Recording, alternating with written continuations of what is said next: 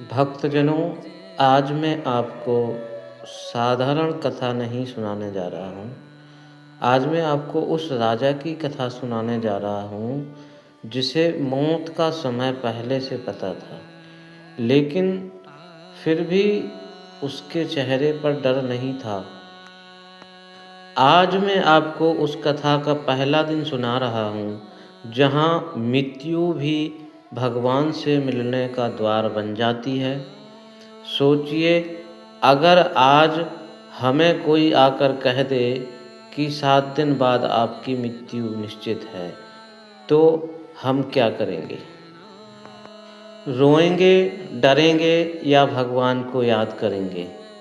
राजा परीक्षित जी ने तीसरा रास्ता चुना और उसी से भगवत कथा का जन्म हुआ।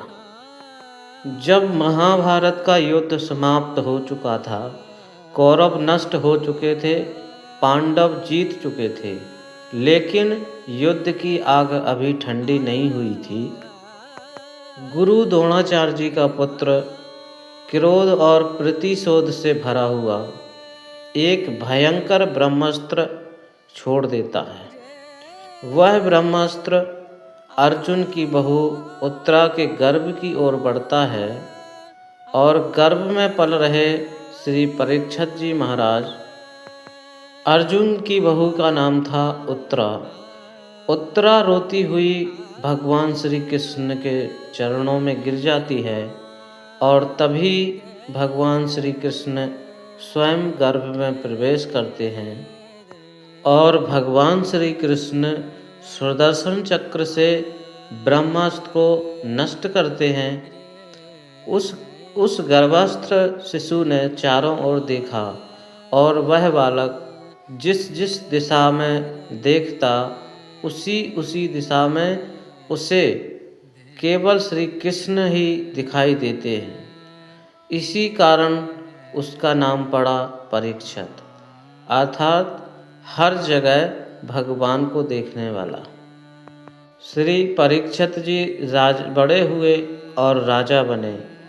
वे ऐसे राजा थे जो प्रजा को भी पुत्र की तरह देखते थे, जो अन्याय सहन नहीं करते थे, जो धर्म से कभी नहीं डिगे। कलयुग का प्रारंभ हो चुका था, लेकिन परीक्षित जी कलयुग को राज्य में प्रवेश नहीं करने देते थे। एक बार उन्होंने एक शूद्र वेशधारी व्यक्ति को देखा जो गाय और बैल को पीट रहा है। राजा परीक्षित ने तुरंत तलवार निकाली। वह व्यक्ति कांपने लगा। राजा बोले, तू अधर्म है और मेरे राज्य में तेरा स्थान नहीं। यही कारण है कि भगवत कथा राजा से शुरू होती है। एक दिन राजा शिकार पर निकले। तेज धूप प्यास से कंठ सूख रहा था। वन में चलते चलते राजा ऋषि समीक के आश्रम पहुँचे। ऋषि ध्यान में थे, मौन व्रत। राजा ने पानी मांगा, कोई उत्तर नहीं मिला। राजा थकान और प्यास में क्रोध में आ गए और उनसे एक भारी भूल हो गई।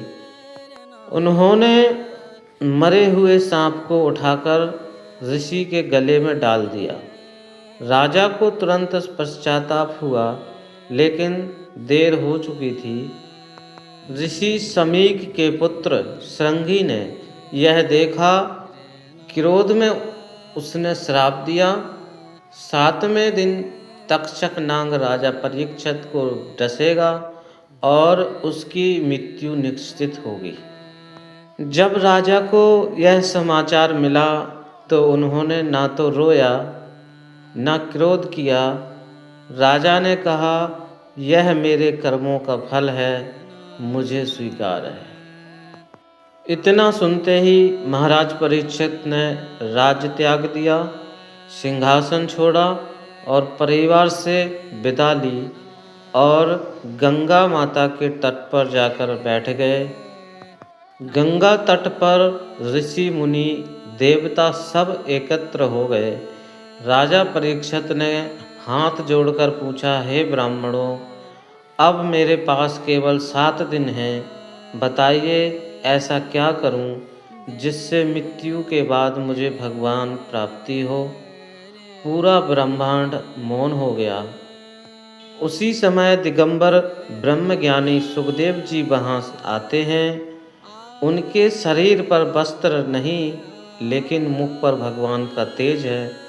राजा खड़े हो गए। श्री सुखदेव जी बोले, राजन, जिसने मृत्यु को जान लिया वह भाग्यशाली है। अब तुम्हें केवल भगवत कथा सुननी चाहिए। आज पहले दिन की कथा यहाँ पर समाप्त होती है और श्री सुखदेव जी महाराज कहते हैं, श्रीमद् भागवत वह अमृत है जिसे पीकर मृत्यु भी डर जाती है। 7 दिन 7 रात लगातार भगवत कथा चली। श्री कृष्ण गोविंद हरे मुरारी, हे नाथ नारायण वासुदेवा। बोलिए श्री सुखदेव जी महाराज की जय। श्रीमद् भागवत महापुराण की जय। श्री कृष्ण जी महाराज की जय। जय जय श्री राधे।